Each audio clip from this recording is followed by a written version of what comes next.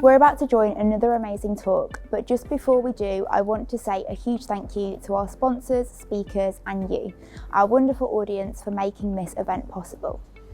With expert presentations and inspirational discussions on the agenda, you are in for a real treat today. Please ensure you are sharing your feedback and asking all questions in the comment section of the video, as our speakers will be answering them throughout their session. After the event, a great place to continue the conversation is in the Customer Marketing Alliance Slack channel, where you will be able to connect with peers, get access to fresh content, and discover new opportunities.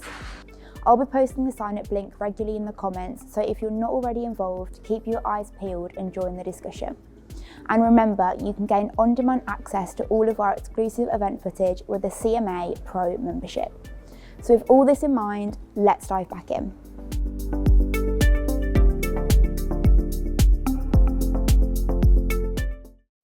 Hi everyone, my name is Robert Solby and I'm a customer marketing manager at Adobe. I'm so excited to be with you all today, so thanks again for joining this session. Today I will be discussing every customer marketer's favorite topic, metrics and reporting. I'd like to start with a brief agenda. I wish more agendas looked a little bit like this, so this is what I'm providing you all today with. I'm going to start by kind of describing a little bit about myself, both personally and professionally, and maybe why you should listen what I've been up to at Adobe. It always helps to build a little credibility up front. I'll then discuss why this work matters and why having some data fluency will help communicate up to your leadership the importance of customer marketing. And finally, we're going to spend the most time in this presentation discussing tactics. So I'm going to provide you with a framework that I used here at Adobe, which set us up for building a strong data foundation and a strong metrics and reporting practice. So let's dive right into a little bit more about me. Personally, I am a family person. I hope this resonates a lot with folks out there. This is my immediate family, and grew up in Southern California. So if there's any folks from Orange County calling in, that is where I'm originally from. I earned my MBA with a focus in marketing from UC Berkeley's Haas School of Business. I am a big hockey fanatic, and I still play in a league on Tuesday nights. So this is a picture of my team. I love it because it keeps me in good shape, and it is something that I'm really passionate about. I'm also a partner. So this is my girlfriend, Sabrina. We love attending concerts, working out together, and being very indecisive about what to watch on TV at night. And finally, I'm an adventure seeker. So this is a beautiful image I took in Yellowstone National Park. I'm sure some of you have been there, but I wanted to describe a little bit more about myself personally, so you felt like you had a chance to get to know me before I dive in. Now let's move on to who I am professionally. So professionally, oh, well, this looks a lot like someone's herding cats. This must have snuck in there somehow, but I think we can all agree this is how we feel at times. Just know it's quite normal, and I'm hoping that the frameworks and learnings from this session will support you as you progress along your metrics and reporting journey. For the record, I don't condone herding cats. It's cruel and probably quite difficult. Here we go. Professionally, I'm a storyteller. I am passionate about relationships, both internally with stakeholders as well as our customers and partners here at Adobe. And I'm consistently questioning the status quo. I'm willing to take risks and make mistakes to move forward. And I think that specifically relating to metrics and reporting, mistakes are going to happen. And knowing that that is part of the journey, I think is what will ultimately make you successful. I'm going to describe Adobe's customer marketing reporting program now, because I think it illustrates how we have really questioned the status quo, and really dove headfirst into customer marketing metrics and reporting.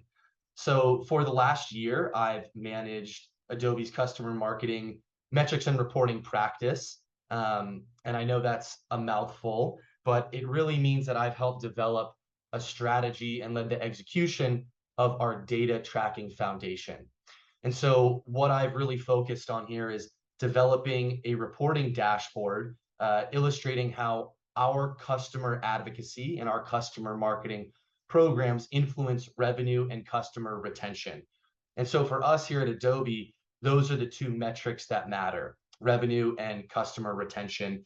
And this will vary based on the maturity of your organization, but more on that later. And two, this is really the exciting part, where I get to geek out a little and dive into the data. We're leveraging user and account level data to illustrate how customers' engagement in our programming impacts their propensity to knowledge share, use our solutions, and really foster that sense of community within the broader Adobe ecosystem. By measuring these things, we are then measuring customer retention and revenue. And just to give you a sense of what some of the key metrics are that matter for our practice, here are some of the key ones. So program penetration, advocates in strategic accounts, time to advocacy engagement, which is a very interesting one, right? How quickly are we able to get a customer into our customer marketing or advocacy ecosystem after they become a customer, right? Like, what does that lag look like? Is it 6 months? Is it 12 months? Are there tactics that we can employ to really accelerate their involvement in our programming? And finally, at the bottom, you see retention rates. And this is really our North Star here at Adobe, is evaluating how an individual and how an account involvement in our ecosystem of customer marketing programs impacts retention. And so now I'm going to discuss a little bit more about data and why it's important that you build a strong foundation for metrics and reporting. So this used to be me. And like many of us out there, I think data really intimidated me at first. But I want to offer you some guidance and say, if you take a step back and really think about leveraging data within your customer marketing ecosystem, we can think of data simply as a language that is used to communicate information and inform insights. And that's really what I want you to take away from this. If we simplify our perspective and we use data as a language, again, to communicate to your leadership that customer marketing isn't simply a cost or a nice to have, but rather an indispensable top-line producing arm of the business, then we will begin influencing stakeholders internally to view us more as strategic partners, not just a team that handles customer references or peer reviews, but again, an indispensable part of the organization that makes an impact on revenue. And if you're a visual learner like I am, I like this little graphic here. I think of customer marketing as an ecosystem, right? You have many different programs, from peer reviews to community. Maybe you have a customer advisory board. And what we're really trying to do is use data to communicate business impact, right? And what business impact looks like at your organization is going to vary. More on defining business impact later, but these are some of the things that you might think about when evaluating business impact. Is it sales cycle efficiency, right? Is it really the top of that funnel? Or is it opportunities won, pipeline progression, retention, ARR influenced? And so again, in thinking about what's important to your business, I'm going to show a really exciting graphic here. We want to think about data as that bridge, right? It's that language that acts as a bridge between our customer marketing ecosystem and business impact. And I think if you simplify our thoughts about data and how we can leverage it, it will make data a little less intimidating. And so now I'd love to move into a framework that I used because everybody loves a good framework, right? And there's really no one size fits all methodology to approach metrics and reporting. But if you use this as a framework to build out your practice, you will begin to tell a very important story, right? You will begin to influence leadership with quantitative evidence needed to unlock company resources and grow. And so I'm going to walk through that with you right now. And first is planning. This should not come as a surprise, but I think we have a tendency to want to jump right in when we begin a new program or project. And I really want to emphasize the importance of the planning process. More about that later. Second is execution. Equally as important, this is really where you get into the nuts and bolts of your metrics and reporting program and where you begin to interact and collaborate cross-functionally within your organization to build out that data architecture and hopefully uncover some exciting insights along the way. And that leads us to our third phase of this framework, which is actionable insights. And I think this is often an overlooked element of metrics and reporting, right? We're so concerned with getting the data out there, right? Having data to provide in QBRs or to send up to senior leaders. But what's really important to think about is how you're going to leverage the data that you've propped up to inform strategies and tactics, right? And so that's kind of the end of this is how do we take the data foundation that we've built and turn it into actionable insights that we can use to move the needle within our organization. And so first, we're going to start with developing a program plan. Some considerations that you might think about when developing a metrics and reporting program plan, right? This list isn't necessarily exhaustive, but rather suggestions based on my experience to help you kind of frame your metrics and reporting program.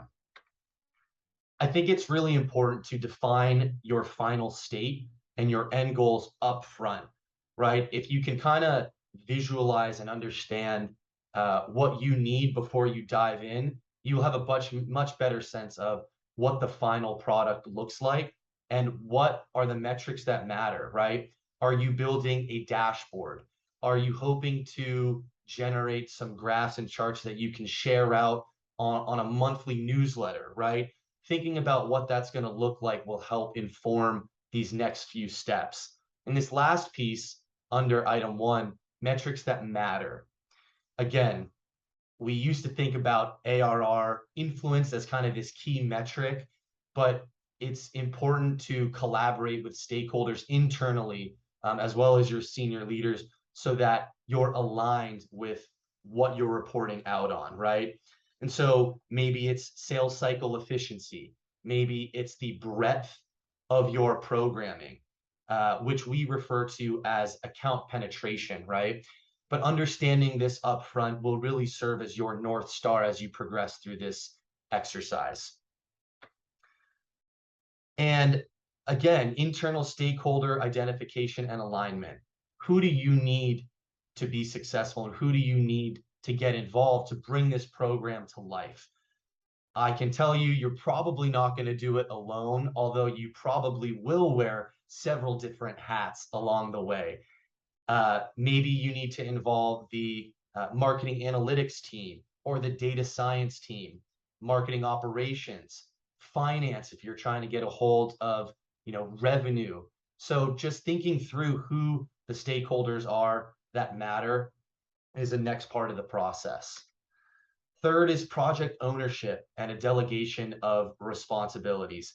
As I mentioned, I have worn many, many hats throughout my journey here at Adobe so far, but clearly delegating responsibilities will ensure that expectations are aligned throughout this journey.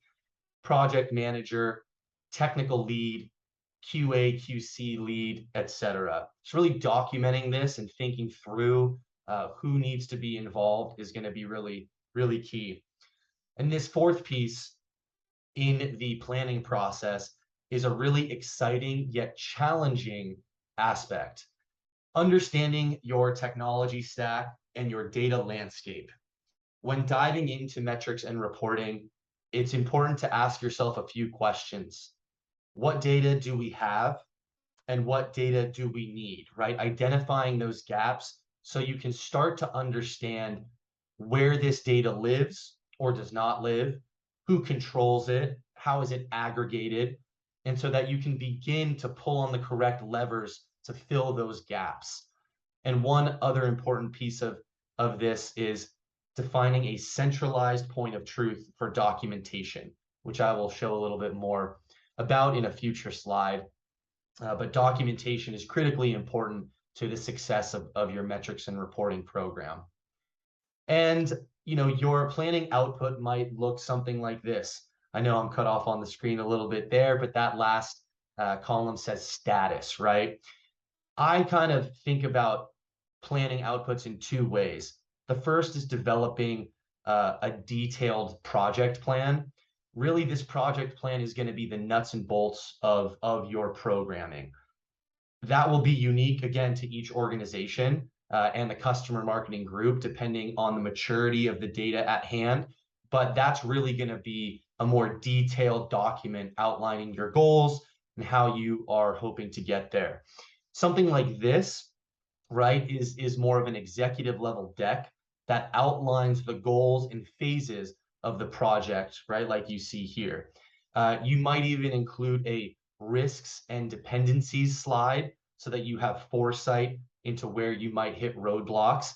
But I guarantee that your senior leaders will ask for a more executive level update as you progress. And having something like this that you can quickly update as you progress is going to be nice.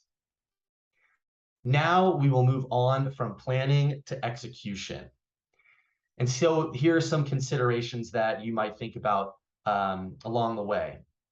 Collaboration cadence. You might think, great, we're just going to dive right in. We're going to collaborate with teams internally to build this dashboard or graphic, but everyone has different priorities, right? People are constantly being pulled in many directions. So defining up front how often the team is meeting and who is tracking progress is going to be key in executing this data architecture and this data foundation. Moving on, very timely, data architecture, right? This is more execution from a technical perspective. So this may be you, or this may be a technical expert on your team working in some other programming language to filter data, whether that's SQL or Python, but ensuring all systems from a data perspective are talking to each other correctly. Data documentation. I will show on the next slide something that I put together, or a representation of something I put together that I call a process flow chart. You could use programs like Microsoft Visio or Lucidchart, but I think it's really helpful to be able to visually understand what is happening to the data. How is it moving through your different systems and your technologies? And when you run into a problem or a data anomaly, which I think you inevitably will, as I have done many, many times, having a flow chart like this is really going to help you isolate that issue. And so what I mean by that is something to this effect. It's really just a process flow chart that defines what's happening to your data. And so again, this is a representation of something I put together here at Adobe. But when I see data anomalies or we run into an issue, I always refer back to this data process flow, and it helps me isolate that problem, right? So having something like this that you can continuously update as your program grows is critically important, especially as you get more and more stakeholders involved. You're going to want to have a central point of truth to really understand what's happening to the data. And finally, data validation. This is a really important part of the process because, as I learned, the data outputs, while they might seem right kind of at surface level, sometimes we have false data, or we have mistakes in the data, or we have duplicates. And so defining, again, a process to validate the data QA, QC the data, and really put that check mark at the end to say, yes, we have verified and validated that this data is accurate, and we're now able to share it out. And so we use Jira, right, to track progress at Adobe, and it's a really nice tool that I use. I really like it. When our technical partners make a change to the dashboard that we're working in, they will simply update a Jira ticket, and I will then go in and dive into the data myself in order to validate where it's coming from, no duplications, nothing funky in there. And so again, this is an important part of the execution process so that you can feel confident. And then we get to, how do we want to communicate these insights that we're generating? It might look something like a program reporting dashboard, right? Where you have your key metrics listed in dashboard format. Or it might look like this, right? A bar chart where you are organizing your data by regions and by revenue. Also, you can segment by industry or by account size. It might look something like this, just a good old-fashioned pie chart, right? Where you have account churn or you have community penetration. But again, thinking about how you want to communicate these insights based on your organization is going to be important. And finally, we're going to talk a little bit about driving actionable insights. And this is a really exciting and fun part of your metrics and reporting program, because it's really where all that hard work that you did in the planning and the execution phase comes to life. And so the first thing you're going to have to do is really take the time to digest this data. Think about what it's really telling you. Don't accept it for face value, but think a little more critically about the data. Step 2 is developing actionable strategies and tactics. This data allows you to be more surgical with your tactics, right? A little bit more precise in your nurturing. And you want to leverage your data to be more innovative, intentional, and influential. Those are kind of my 3 guiding principles in thinking about how I want to use the data analyses and the data insights that we are bringing to the surface. I want to think, how can we leverage this to be innovative, intentional, and influential within our existing program remit? Internal education and awareness. Now that you have access to this data, how are you going to educate teams internally to influence buy-in?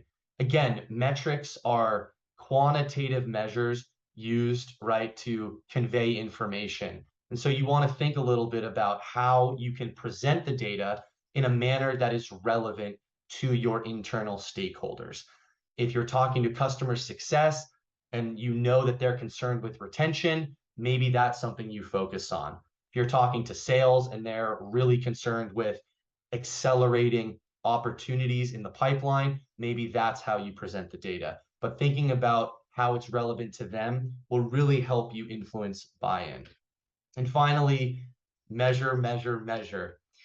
Continue refining your tracking after you've implemented new strategies and tactics, and set up mechanisms to measure the impact of these tactics.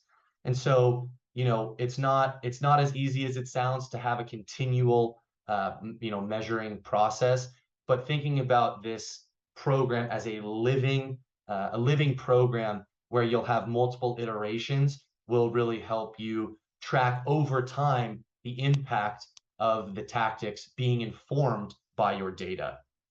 And so I hope that I can leave you with 3 takeaways. 1, plan for success upfront.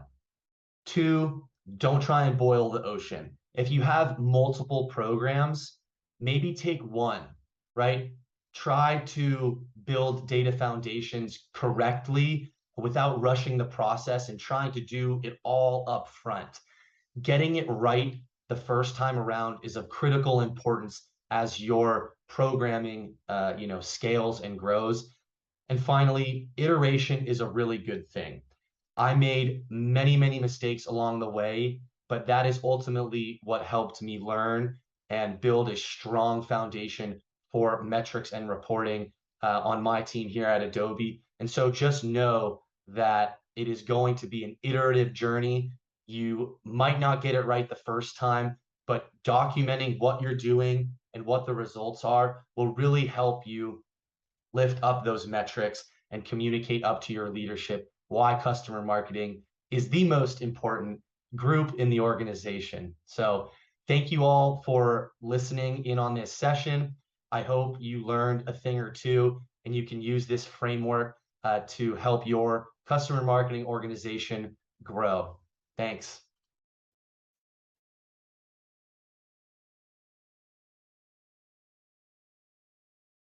These days, authentic customer reviews, referrals, and references are what buyers trust and value most when making purchasing decisions. That's where Influitive comes in.